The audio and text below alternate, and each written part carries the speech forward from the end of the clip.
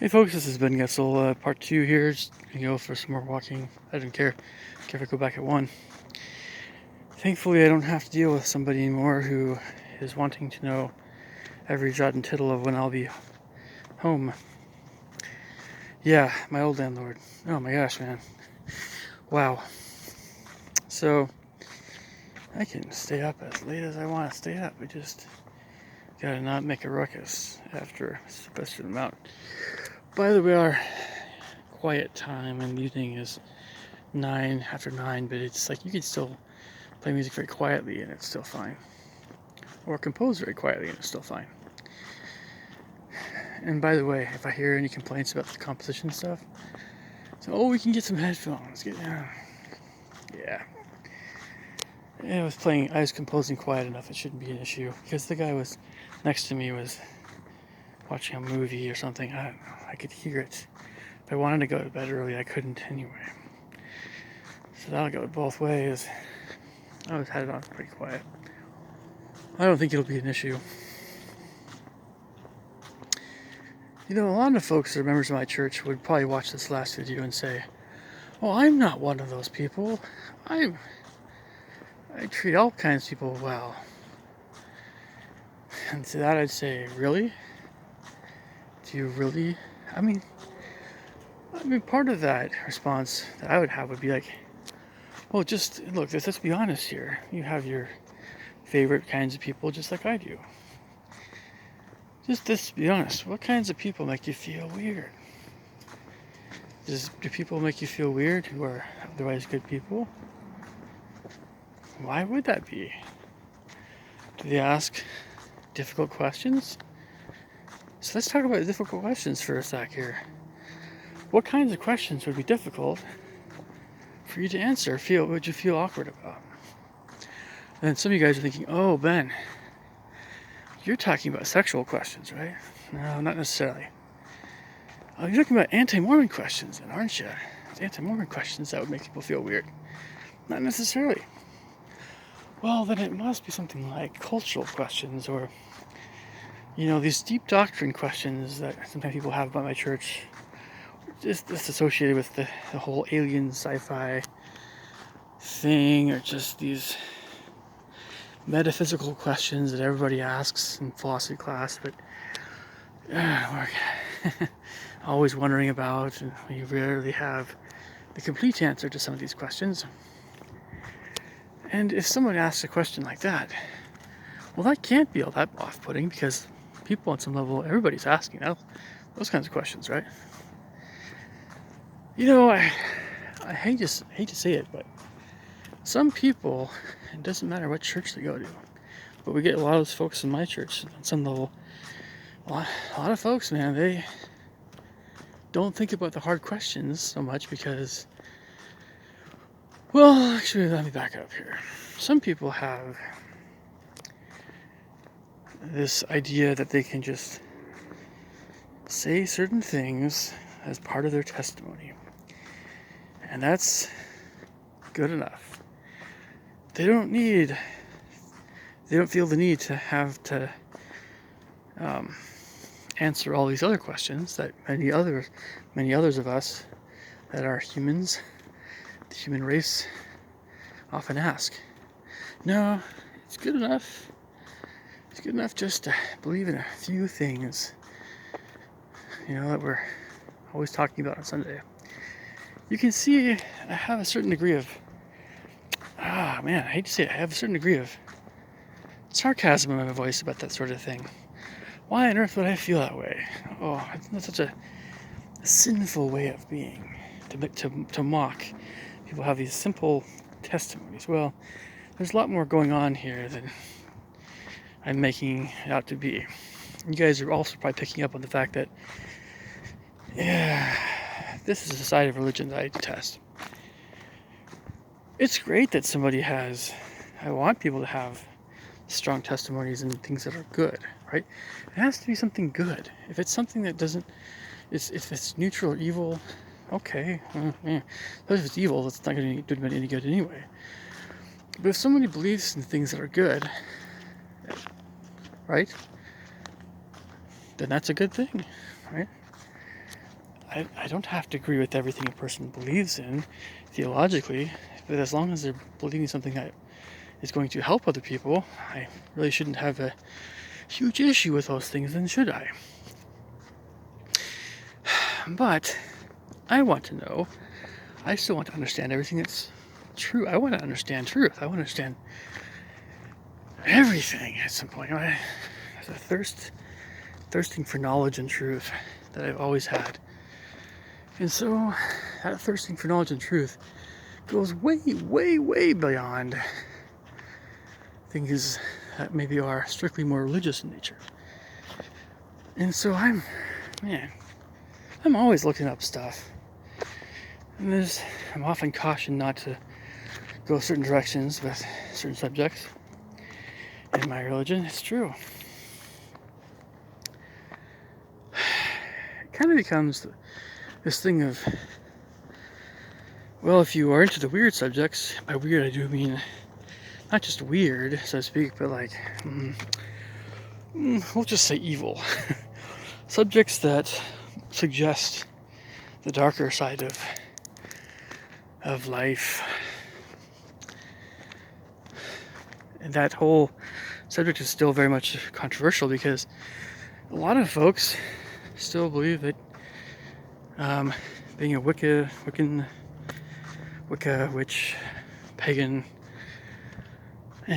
all kinds of things like that, the occult, astrology, numerology, all that stuff, right? That's all evil. That's you, man. Well, there are some things that are straight up evil, and other things that I think, like looking up the meaning of numbers online, is just fine, as long as you don't base the meaning of your life on when you were born. But even though there's still kind of that caution in Christianity in my church about astrology and that sort of thing, or numerology, there are good people that have been astrologers. Nobody's saying they're evil. We often see the practice itself as evil or wrong, and many people disagree with that still. For good reason. Like, this kind of thing brings knowledge. It's a real thing. It brings clarity of mind and peace. Oh yeah, I'm sure on some level it does. I personally find it very hard to critique someone like Maurice White, Earth, Wind & Fire, who named his band Earth, Wind & Fire after three of the elements. I don't remember who it was out of those three elements. I mean, was it him? Anyway, if you attack astrology, you're kind of attacking Maurice White, and so I just don't want to go there. It's often the way it is with a lot of things. So, but no, again, you hear these testimonies in my church. You hear confessions of faith, or something that's often very arrogant sounding from many Christians, many other people, or whatever. All the things that many people detest about the fundamentalist Christians and some folks in my church, right? Well, yeah. It's just that, again, there are things that if one believes in them strongly enough, that can really make a big positive impact in somebody's life, so long as that person stays humble. But a person should never close themselves off to truth, wherever it can be found, beauty and truly worthwhile things.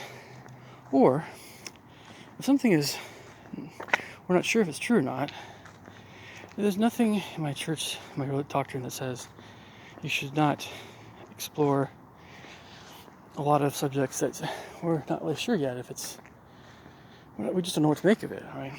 People need to do their own thinking about things, sort these things out for themselves, and that attitude, that train of thought, is very much something that my church leaders are talking about a lot. We're always talking about it.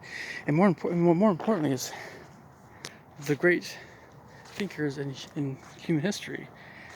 They think for themselves. They give a great deal of thought to all kinds of subjects, not just the subjects they were taught in school, not just the subjects that they were taught in church. No, they actually took the initiative, studied these things on their own. They didn't get a grade for it. They didn't get any kind of recognition for it. It was just something that they wanted to learn because they wanted to learn it. They wanted to, whatever, maybe it's not just a skill, but something that added to their knowledge of the way the world is, the way things are. And so once they have that knowledge, then they're probably oftentimes be able to use that for good. But some people still seem to think that it's better just be a simple-minded person and just, if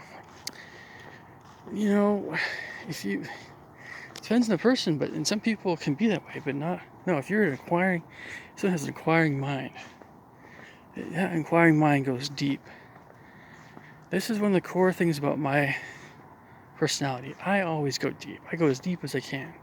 I'll go deeper than most people. You guys know this. If there's anything that you guys know about me on YouTube, it should be one of these things. I do not stop when it comes to just this stupid, superficial Republican versus Democrat, or evolution versus creation, or this is surface level things. They don't even scratch the surface of knowledge.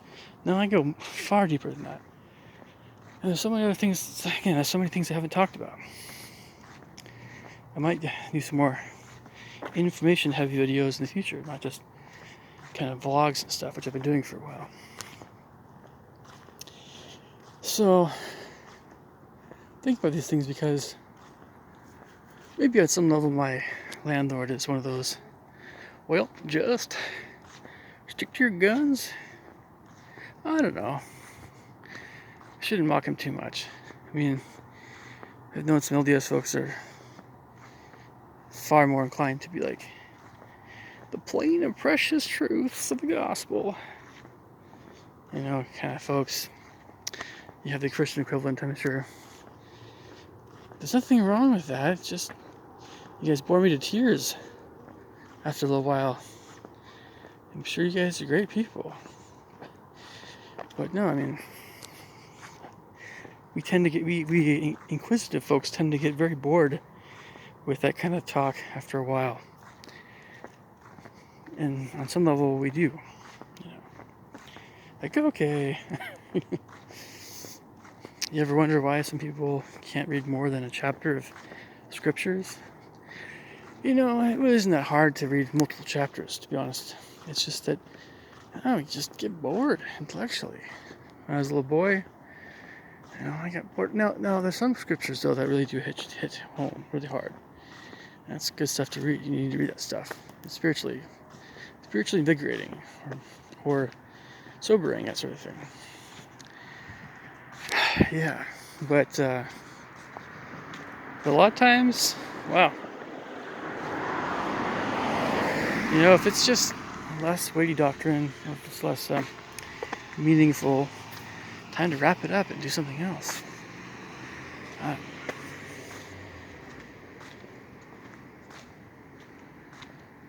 Where am I? Oh yes, I know where I'm at. Let's go for a little bit longer here. Well, anyway, as I mentioned before, it's great being in a new place because there's just more great people to hang out with. It's a little more positive that way.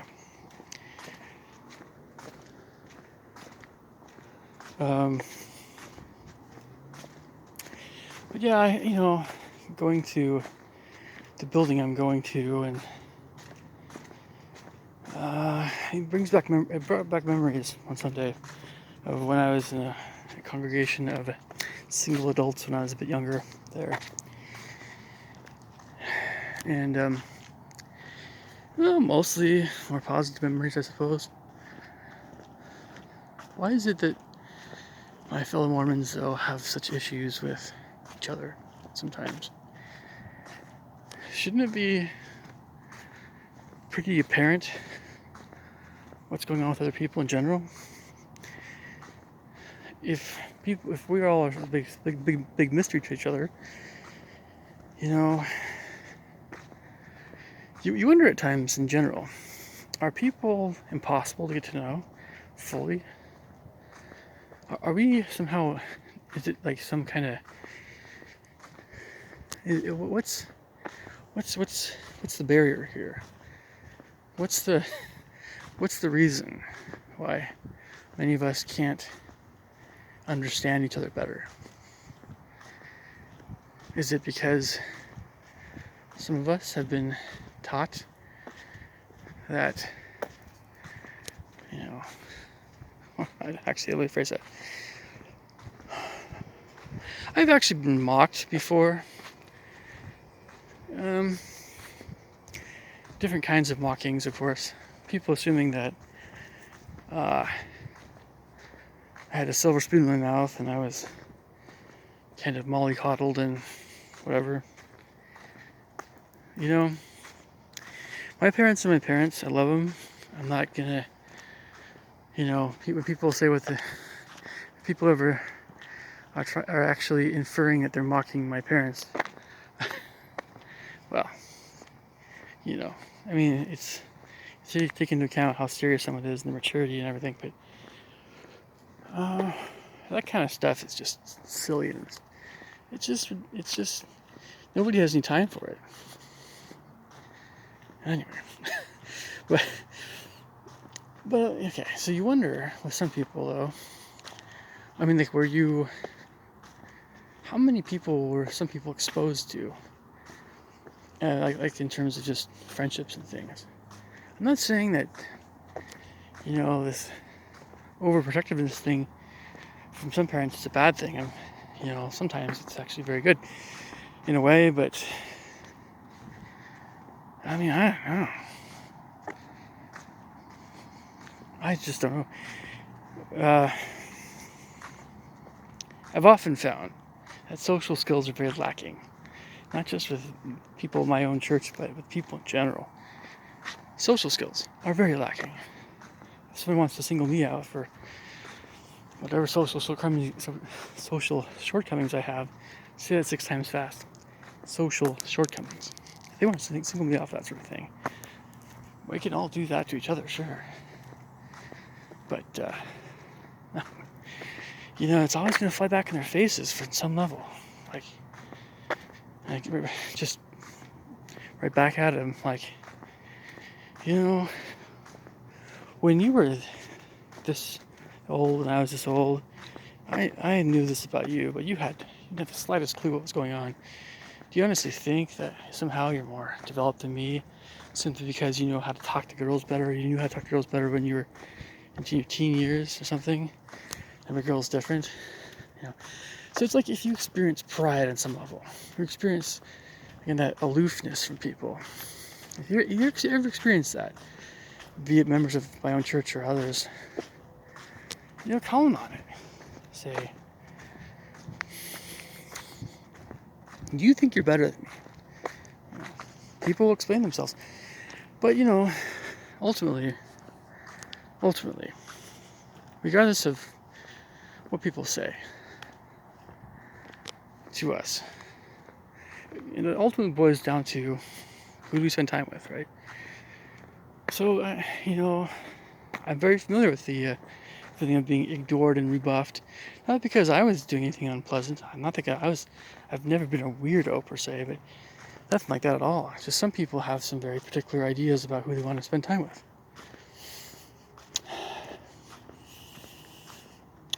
This smell I'm smelling right now smells a little bit cigarette-y, but who knows? It's not a bad smell. It's just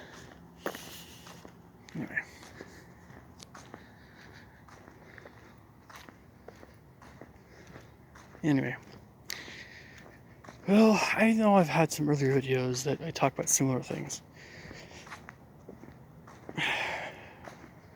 It's all about the person, right? There are some things I think make many members of my church kind of stand out in a good way, sure. But it's, I don't know, I've detested a fair number of people at my church as well. You're never going to hear me in these videos, you're never going to hear me keep repeating the same platitudes over and over again religiously. I just don't think that way. I don't do the things that way. I feel like, if you guys were really curious about that stuff or wanted to know more, you would do that more on your own. I'll sometimes bring up these things, but the way I set up this channel, of course, was to be more about my own thoughts about a lot of things.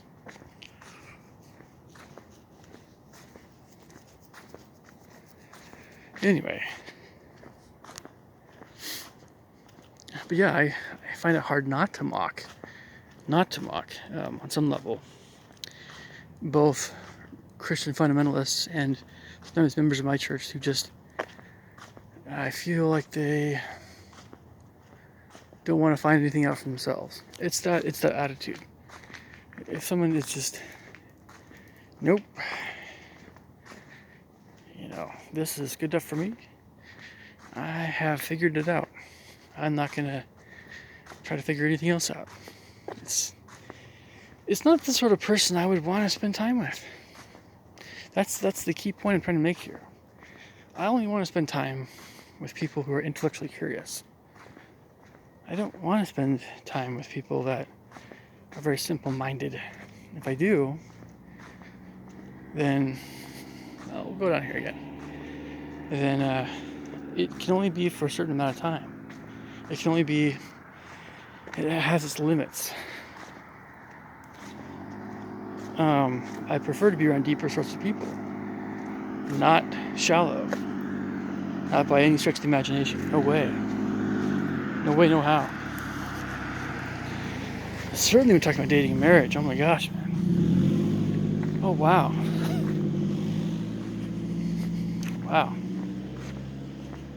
And I guess, for some time, it's been one of my main complaints about women.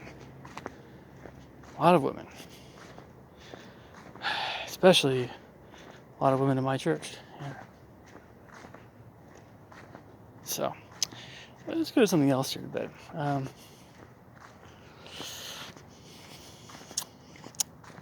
So my schedule, back to my schedule here a little bit. It's rigorous. It's a little tougher than it has been in the past. But as long as I'm making more money, then things are looking up. So I guess when you get busier, you have less time for crap, which is a good thing, right? That's what we want to be doing in life but that's the thing is how we're spending our time, really how we should be spending our time. We think we know what we like to do. We think we know what we want to do work-wise. We think we know who we want to spend time with. And we often don't know how to meet those people. But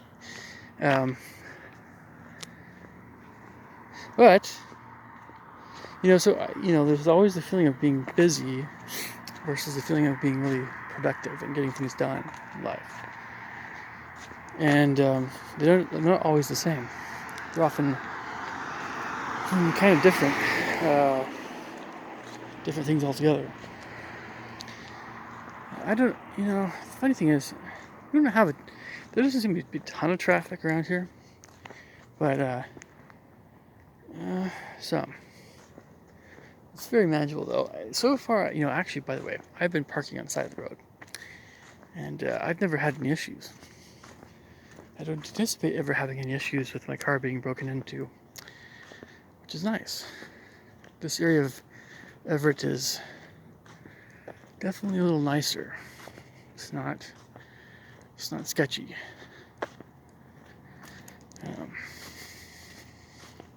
Anyway, I've really been meaning to do this for a while. and there's a lot of things that I wrote down a list of pieces of music that I want to work on. You know, there's always projects. You know, if we get done with all our projects, then it's great to have some downtime. We're great to do whatever, but you gotta get back at it. But you know, there's something else I should mention with regard to teaching more students. I really have no qualms of dropping a student who, for whatever reason, I just don't feel like it's going to be good for either myself or that student to teach them. But a lot of some teachers are more prone to do that than me. Still, I still accept just about everybody, but I'm realizing that I can do this more without feeling like I'm the bad guy here. Hopefully, I get more comfortable with being able to do that because you know, time is valuable. I'm going to see that more and more. You know, of course, the time is precious. I have things to be getting on doing in life, really, and you know, is the reason that someone's taking lessons from me is it because I'm charging less than other teachers? Is it because I'm driving to their home? Is it because they like my personality? I mean, am I teaching what I want to teach? Is this really how I want to be spending my time? Are these students the students I want to be teaching? You know, these are not always easy questions to answer, but I felt pretty confident so far that I've done a lot of good in the world in regard to who I've taught and what I've taught and everything. But I think, you know, the feeling is still that I want to still teach more advanced folks. That is the feeling. Well, I never want to ignore kids. I love teaching kids. I do. Beginners and stuff, but that really does wonders, by the way, for your soul. Yeah. It's the problem with academia. There's sometimes too much of a distancing from the world of little kids and just your basics. There's a loss of humility a lot of times with the pro level folks. They're not around that element too much.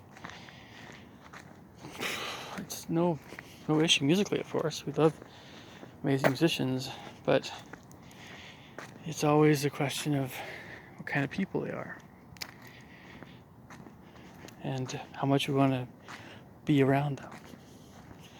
Increasingly, by the way, symphony orchestras, you know, most of them don't pay jack crap, and those that do pay decently are insanely difficult to get into. So I often feel like just to play in a community orchestra is just fine. If you make it into orchestra, great, that pays. If not, no big deal. It really is not a big deal, unless that's really what your main thing you want to do, is performance or whatever in the orchestral setting. Yeah, things were always distorted in college. It was never.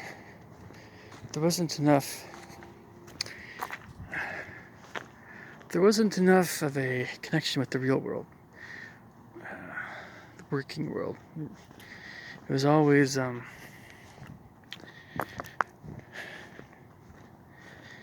this is the curriculum that has been taught in European classical music since the dawn of time, since the 1300s or whatever. And we're not going to change because, you know, there's no more jobs in whatever field of music. And, well, it's worse in some other fields, yes. With regard to humanities, I've gotten that.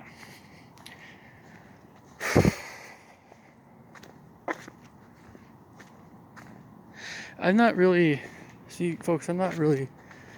on one side or the other side here. have some sympathy for academia, but I'm definitely far from always being fully on academia's side in this regard. They have not served people who have pursued the arts and humanities have had a hard time, very hard time just working in a field. Academia has not served those people well at all, including one of my aunts, by the way. I don't know all of the millions of people that have had these struggles, but this is a very real thing, and we need to hold colleges accountable. Just why can't we? Why can't we hold them accountable? It's the same deal as government, you know. And lo and behold, if there's a government in charge of a school, well, there you go. Private sector is always more the real world. All right, I'll catch you guys later. Leave me thoughts and comments below. Catch you guys later. Take care. Bye.